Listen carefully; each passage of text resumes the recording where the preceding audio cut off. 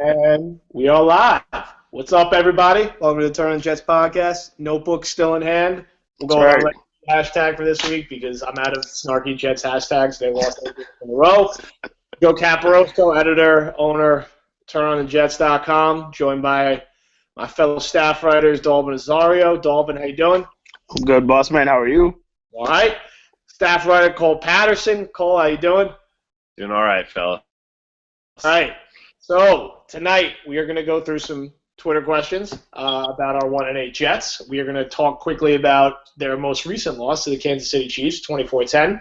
And we are going to preview their last game before their bye week at home, I say in quotation marks, against the Pittsburgh Steelers, who are coming in red hot right now. We'll also touch base a little bit on our newly launched charity campaign for this week for Feed for America. Let's just dive right into the questions because it's 1-8 and everyone's obviously have a lot of questions and everyone is not happy. So first question from Carlos Garza.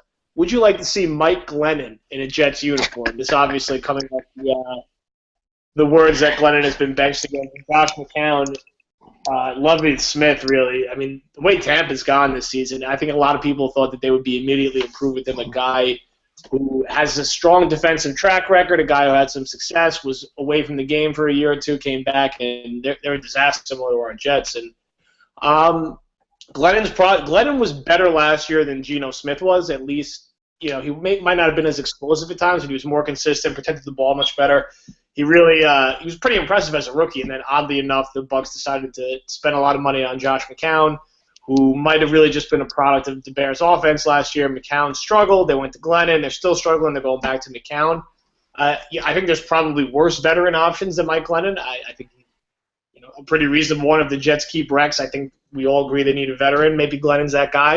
I don't think the cost is too expensive. It's not really a flashy or exciting name. It's going to get people excited. But, if you draft a guy in the first round and you don't want to start him and play him immediately, could he sit behind Glennon? If you just want to give a veteran a shot, a guy that started some games and flashed at times, yeah, I've heard worse ideas for quarterback. What do you think, Dalvin? I do agree that he did outplay Geno last year. I think that he's a game manager, and I think if Rex comes back, you can do worse than Mike Glennon, I think. I wouldn't trade for him because I also think that he had a run after he placed McCown where he didn't play poorly, but he benefited from the fact that he had Vincent Jackson and Mike Evans. And even like the move to bench him is weird, but that's, for another day. I think you can do worse, but he wouldn't be my first choice. Cole, what do you think of Glennon? I think it comes down to the coaches. I think Lovie Smith has proved that he's basically quarterback allergic, and I think Rex is teetering on the same precipice. I don't think you would see much better success with Glennon on this team, given that I think the weapons are not necessarily a downgrade, but it's not better here for sure.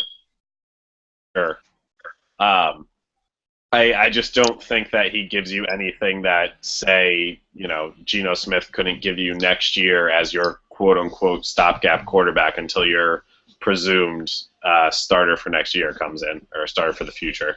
Connor, we'll throw you right in. You don't even get to say hi. What do you think about Mike Glennon as a potential quarterback option next season? It was a question off Twitter. Not sold at all. I don't think he would have any success here. I think there's about 10 better options, and that's saying something because the market is garbage. On to the next question. Nice and blunt. There's nothing wrong with that. We'll try to rip through as many of these as possible. Scott Rotenberry asked, and we'll kind of be able to roll some questions into this. If Rex gets the boot, who do you think are the prime candidates to replace him? We then got a tweet from Blake Marin that said Harbaugh 11 times in a row, which is pretty funny. I mean, my pipe dream scenario would be finding a way to get Jim Harbaugh if he does happen to shake free from San Francisco. Is that realistic? I don't really know because, we don't know if he's actually going to leave San Francisco, but he is the kind of coach who I think is one of the 2 to 4 best coaches in the league. I would give him a blank check. If he wants a new GM, you give him a new GM. If he wants to clean house, say go for it because that guy can coach a quarterback, that guy can coach an offense. And that guy's done a hell of a lot of winning since he became a head coach and even at the collegiate level. So that's my pipe dream. Beyond that, it's kind of a crapshoot. I mean, you hear some different college names kind of throw around. Gus Malzahn from Auburn. Shaw, Pep Hamilton. Even now at this point, was not a college coach. He's the Colts offensive coordinator. I'm looking ahead to the next question. That's my bad.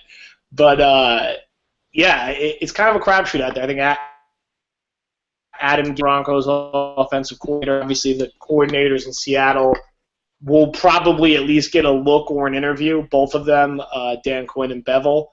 But outside of Harbaugh, I don't have a second candidate who jumps off the page to me and wow, I really, really want that guy. I like Gase. I like the work he's done in Denver. I want a guy with a little bit more of an offensive background. But again, when you're giving these first-time head coaches a shot, their first shot, it's a bit of a crapshoot.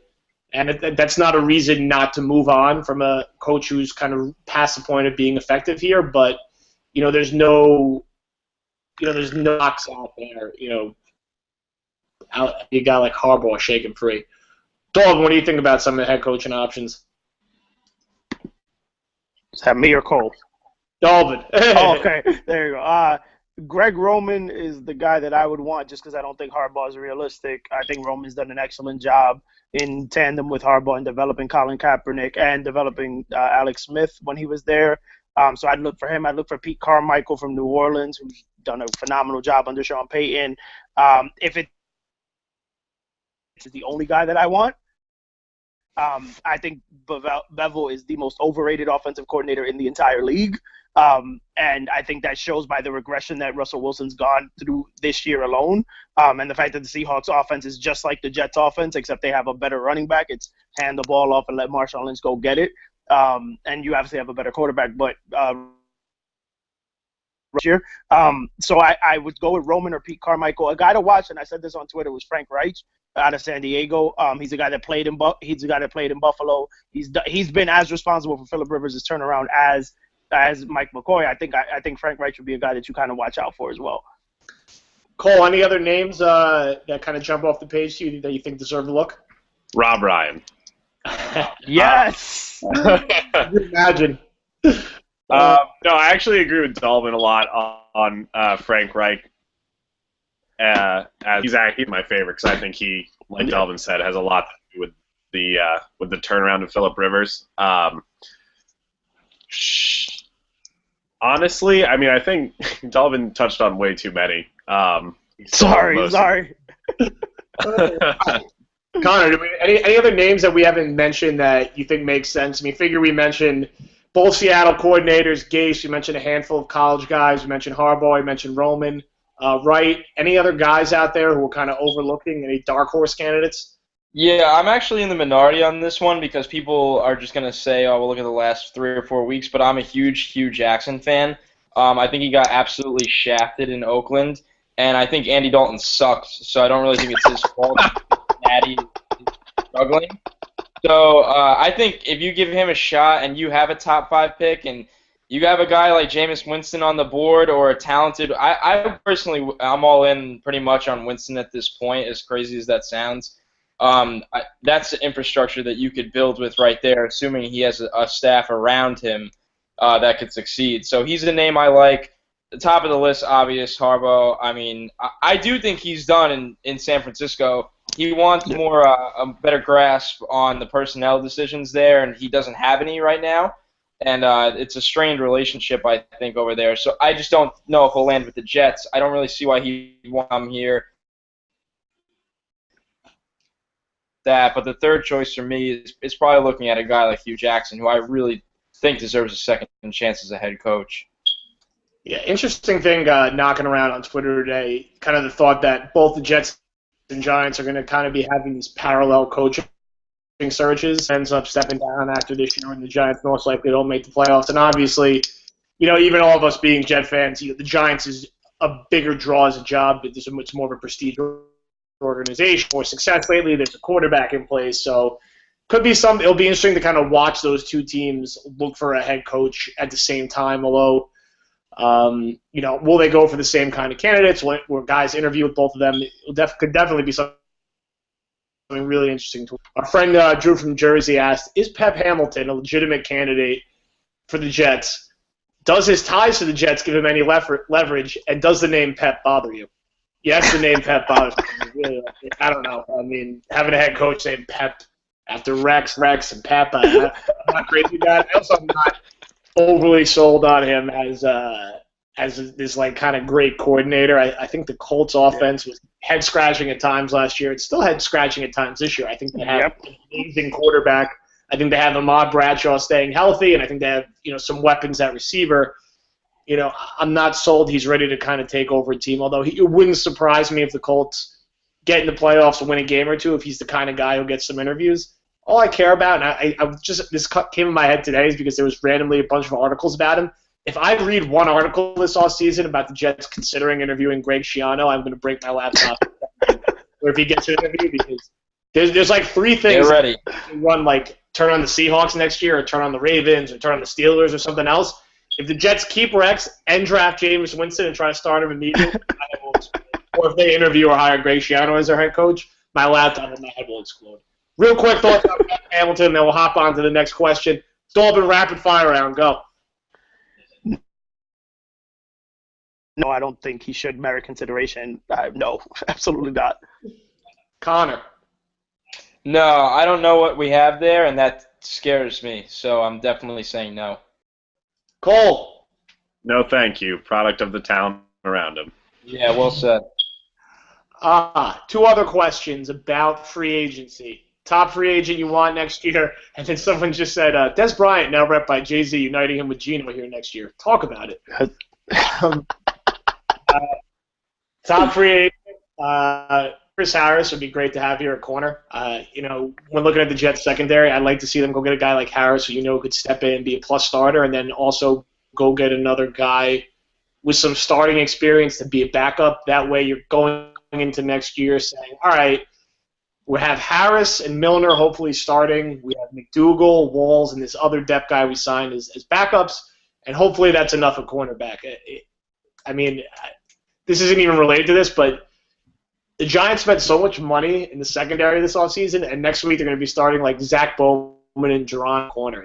It's just interesting how when a team loses their top three corners, it always looks pretty ugly. It's still not an excuse for the bad job. Valid point, though. Valid point. But Chris Harris would be a guy that jumps off the page to me. With Dez, I can't see Dez getting away from Dallas. I mean, Dez is the best receiver in the NFL right now, especially with Calvin Johnson unhealthy. I would love him. But I'm more focused on getting a guy like Chris Harris in here and, boosting up the cornerback position more so than getting another receiver, because I think the Jets are pretty good at receiver right now, to be honest. I thought Harvin looked great on Sunday. I thought Decker played well, and Curley's been in a rut the last 4 or 5 weeks, but receiver doesn't jump off the page to me more so than a spot like corner or offensive line or quarterback, of course. Dalvin. I'm going to butcher his last name, but Mike Iupati, did I say that right? The offensive guard from the 49ers? Nailed it. Nailed it. He's the guy that I want. I agree with you. I don't think Dez shakes free from Dallas. Chris Harris would be a great get, I think. Brian Orakpo's another one, but I think Mike Iupati slides right into the spot that Willie Colon's going to vacate. O'Day's been good, and automatically a weakness on the team becomes a strength. He's the guy that I would want. Connor, thoughts on free agency? Yeah, just reiterating what you said, I love Chris Harris. I think he's a fantastic player and would be just a really good signing.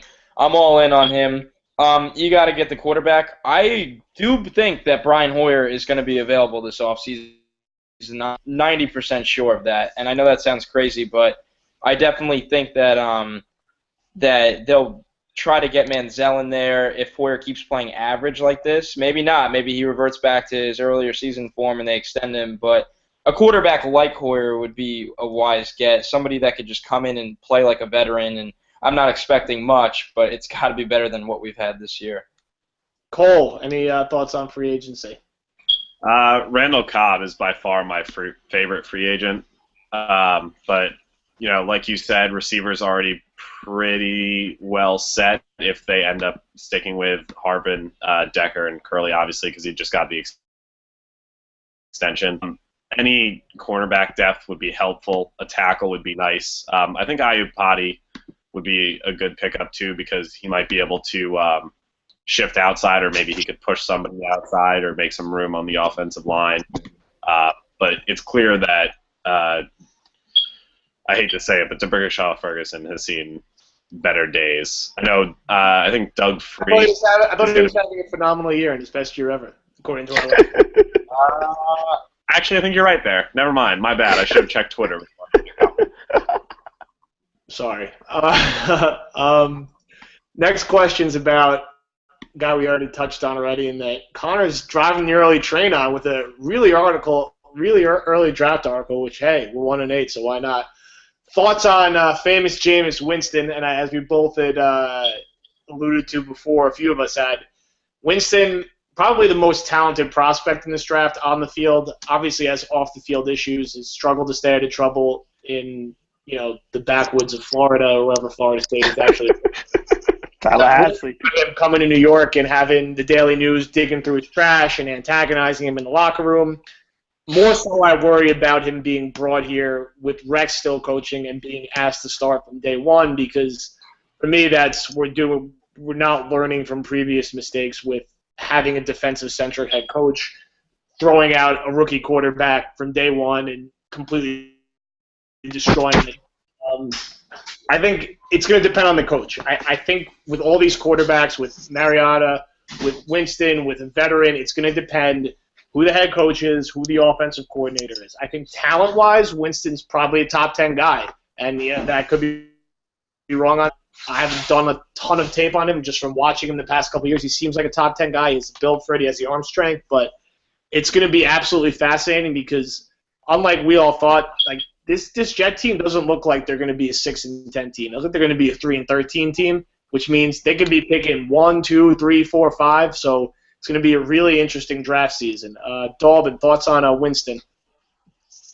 Well, I actually like Marcus more than Winston, and I know like the whole one read thing is a little weird, but I think he's accurate, he's decisive with the ball. He reminds me of Donovan McNabb, so I'd rather go that way. But I think everybody's gonna pine for the quarterback, and they're gonna be mad when they take an offensive tackle in the top 5. Because this team it's not a team that is, and I agree with you, it depends on the quarterback, but it's not a team that's one player away or that only has one hole. Like, there's holes on the offensive line, there's holes in the secondary, there's holes at middle linebacker, and again, I'm not saying that you should take a middle linebacker first, but I would take Mariota over Winston, and I'd probably take the best tackle over both of them. Connor, you were driving the Brandon Cooks and ODB train last draft season. I was also very much on that ODB train, and I hate watching him be awesome for the Giants. Looks like you're driving the Winston train. It's early. Why? Why are you such a big fan of Winston? I think he's the best quarterback prospect from a talent perspective. I think he's the best since Luck.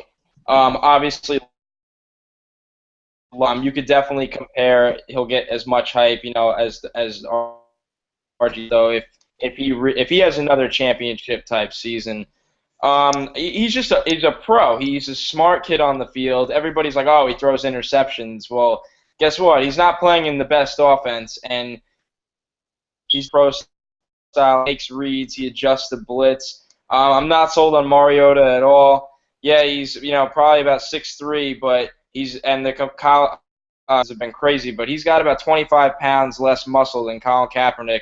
Put the ball on the ground 25 times in his career. That's pretty scary stuff when we've dealt with enough quarterback. I'm just not sold there yet. Do I think Mariota has all the potential in the world? Yeah, he probably could be a decent quarterback in the league, but you need a guy like Harbaugh and a good offense to develop that, and we don't have that here. I think what Winston, like Mariota would be. I'm definitely all in on the quarterback thing. I just don't see anybody having that kind of talent level that he has in this class. He's pretty much in a league of his own at the quarterback position. Cole, your thoughts on Winston and the other top prospects coming out this season? So far from what I've seen from Florida State, sign me up. As like you said, I don't feel comfortable necessarily with him being here with the environment that Rex fosters, at least in the locker room. So I think it would be dependent on that. But in general, I think, like Connor said, he's easily the most talented quarterback to come out since Luck.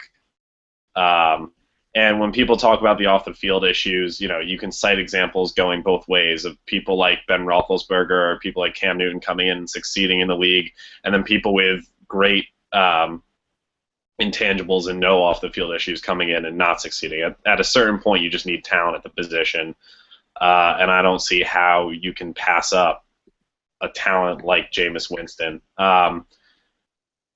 Personally, I really like Everett Golson, and I think he'll be there in the second, so I wouldn't be totally torn up if they went something like tackle in the first round and then picked up one of the talented quarterbacks in the second. It's a really interesting discussion with quarterback this offseason because, not even a great quarterback, a decent quarterback makes everything look so much better. And, I look at this offense, and I just picture if they had Brian Hoyer type guy in it. Brian Hoyer's in a situation where he's throwing Andrew Hawkins and Miles Austin on one leg, and he's got a bunch of different running backs rolling through. If you had a guy like that or at that talent level, throwing to Eric Decker, Percy Samaro, by the way, you're 1-8, throw the ball to Jay Samaro, the guy has been targeted 39 times, he's caught 30 of his passes. I cannot watch another 9 routes to Jeff Cumberland. I don't get it. I can't get it. That's rant for a different day. Point is that I think if the Jets get another piece or two on the offensive line and get replaced like competent level quarterback play, their offense could look pretty good. I think there's some pieces there, a tight end, receiver, and running back. It's just who is that guy going to be? And we already know the issues on defense, but finding that guy, man, that's really going to be the most important thing of this offseason. I don't know if it's going to be a Hoyer. I don't know if it's going to be a lower level type veteran like some of the guys we mentioned last week, or if it's going to be going the route of the draft. But it's really the number one question staring the organization in this face, outside of what's going to happen with head coach and GM, really for the next 6 or 7 months while we all freak out about a potential Mark Sanchez throw. That's right. Real quick, rest of the season, Jets play Pittsburgh before their bye week. Obviously, this is not an ideal matchup with the way Pittsburgh's throwing the ball right now and the talent they have at the wide receiver position. It's funny because I remember when the Jets were 1-8 in 2007 and hosting Pittsburgh at home and somehow found a way to beat them with Kellen Clemens and Chris Baker and this other random collection of talent on that 2007 team, which is actually probably the most similar Jets team to this year's team in recent memory. Came off a surprisingly good year, huge letdown. Everyone thought the coach and the GM were going to get fired. They both ended up being brought back and had a huge spending spree the following offseason. Really, I understand the Jets have 7 games left, so I'm still all for staying with Vic under center. I think he was okay last week, not great. I think you stay with Vic, you go through the bye week. You don't have to necessarily pull the plug and start putting all your young players in, but there's no reason that Calvin Pryor should be playing 19 snaps a game for the simple reason that DeJuan Landry and Jaquan Jarrett aren't any better than him. So you're 1-8, play your first-round rookie. Jeff Cumberland, not better than Jay Samaro, not a better blocker than him, not a better pass catcher than him. Play your second-round rookie. Once you get through the next couple games and you're 1-11 or 2-10, last 3 or 4 games, yeah, then I'd like to see you maybe give Dozier a shot so he gets some experience at guard. Get Quincy up on the active roster, throw him some passes so he gets used to being an NFL receiver. You picked up Wesley Johnson off waivers. Maybe you give him a game at guard and tackle. Once you get to that, we're not there yet, but 3 or 4 more games, yeah, I think that's a reasonable thing to start trying out some of these younger players. Can the Jets get an upset this weekend? Probably not. I don't know if they remember how to win a football game, but we'll just kind of see what happens. I think their best shot for a win the remainder of the season, at least in the schedule, is against Tennessee or Minnesota on the road. Obviously losses help draft position, but I can't watch them and root against them. It's just I don't know how to do it. It doesn't physically. It's not something I could do. And I'd be happier than anybody if they could get a spoiler win over Buffalo, Miami, or New England, all 3 of whom are in the playoff mix, particularly Buffalo, Miami. Obviously, New England, the favorite again for the division. So that's kind of my thoughts on the rest of the season going forward. Throw the ball to Jason Marr more 100-yard games for Percy Harvin and some big kick returns. I'll be happy. Dalvin, what are you looking for against Pittsburgh and then kind of coming out of the bye week as we wait out the string of this season? That ended before Thanksgiving, right? I understand your line of reasoning, but I disagree with it only because the team they're not making the playoffs. So I think that you need to see what you have with Geno. You need to see what you have with Dozier. You're playing Marcus Williams and Josh Thomas on the outside. That's as developmental as you're going to get. You know what I'm saying? You got to play Copels. You got to play like all these young guys that you have. Like, and I get that that's a hard sell to the veterans like Willie Colon and Jason Babin, and I get it. But this team isn't winning. You're not going to the playoffs this year. And clearly, like a guy like Chris Johnson would rather complain about his touches than actually, you know what I'm saying, like help the team out or whatever the case may be. Play the young guys. That's all. Just play the young guys. I think Mike Vick got hurt last week. It's probably going to happen again sometime soon. And then you're going to go back to Gino anyway. But I think for the longevity of the franchise, for the future of the franchise, you need to see what you have with Gino and the young guys. Connor, how would you handle the playing time and the roster management going forward, coming out of the bye week? They do what they do against Pittsburgh. Let's say they do similar thing to what they did against Kansas City. But coming out of the bye week, looking at those last 6 games at 1-9, how would you kind of handle the playing time in the roster? Yeah, I mean, like you said, just slowly rotate guys in. You don't have to throw them all on the field at once. But what are we getting out of using Jaquan Jarrett back there, or like you said, throwing Jeff Cumberland on a 9 route where you're throwing to him no matter what. It's not like he's ever just throwing it up to him. So I don't understand why you can't have Sudfeld on the field. I don't understand why you're yanking Pryor. Let him learn. Let him learn. Don't have him sit on the bench and just chew on his frustrations. And everybody that's played a sport has been there before, and that's the worst feeling in the world. And, he's the type of guy, if you keep him out there, maybe a ball bounces his way and he makes a play and it turns his momentum around. The coaching it's been flat out terrible, and it's sad to say because Rex Ryan has been a great coach here. But this year, the rotations of players and playing time, it's been mind-boggling. Yeah. It doesn't really make sense most of the time. Trotting out guys that and keeping guys on the bench where you don't know anything about them and you need to see what they have. So, I mean, I'm totally on board with you. The only thing I will say is I'm not a fan of playing the rookie backup offensive lineman because I don't want to see a guy like Mike Vick take a shot that he really doesn't need. Cole, your thoughts on player management going forward? And I know you're particularly frustrated about the tight end usage from last week. It just makes it so hard to watch the tape. It's fair. Real quick, immediate response to what Connor said. I don't know if Dozier is going to be much worse than what I've seen from Cologne so far. Yeah. Back hit. That being said, I agree with that line of thinking, and just in general, you go with the veteran in that situation. As far as tight end goes, yeah, I'll nitpick there. I've seen a lot of people, not going to name names, on Twitter for the past few days saying that Cumberland is a better blocker than Amaro, meaning that he should get snaps. Rex Ryan, for one, not on Twitter, but Rex Ryan did say it. I would name names. But it's ludicrous. That's ludicrous. I've watched every single snap that these guys have played all season, and there is absolutely no way that anyone could watch that tape and think that Jeff Cumberland is a better blocker. He's been good. He's been much better than he has been in the past. But Jace Amaro, even in his rookie season, has better form, more power, better leverage. It's ludicrous. We're living in the twilight zone with these press conferences. You know what? And it's more proof that, like, honestly, it's time to go. It's time to, like, get Rex out of there because, like, even Mo's comment about how they lack communication and they lack preparation and to say that a defensive coach can't develop a quarterback, like, look at what Mike Zimmer's done in Minnesota. Like, look, he sat Bridgewater, played Castle, let the veteran space in the sideline. Yeah, I didn't it. So I just think Rex can't develop a quarterback. I'm starting to think that it's just him. It's because other defensive coaches, Mike Zimmer's he's doing it, and Teddy Bridgewater. Granted, Bridgewater is a more talented quarterback than Geno Smith, but come on, like, it's getting old with Rex, man. It's gotten old rather. Yeah, it's been a frustrating year, and we'll continue to. We have 7 more games in a bye week to continue to talk about all these issues. Good for us, but at least we have a fun draft season to look forward to. Real quick, thank you. That's right. Started this Let's Eat thing spur of the moment last night just because, I don't know, I'm just kind of tired of reading about – I'm tired of watching seasons go from bad to worse to a complete circus, and I just think $10,000 is a waste of money, or even more than that because money's got to go to shirts and all this other stuff. Money could be better put in other places. So we really appreciate the amount of money we've been able to raise so far. I think we're at $2,700 in 24 hours the last time I checked, which was like insane. So every amount is appreciated. We'll keep hammering it throughout the rest of the week and, maybe up till around Thanksgiving, and then whatever we have, obviously everything goes directly to Feeding America. So thank you. Dalvin, Connor, Cole, sign off for the night. Say goodbye to the people. Dalvin.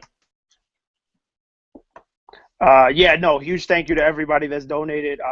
The $25 donation is good enough for 225 meals. I think that's amazing. So with the 2,700 we're up to. Yeah. Right, 27. So that's 27,000 meals. It's pretty impressive. So thank you to everybody, and thank you for sticking with us through this tough Jet season. Connor.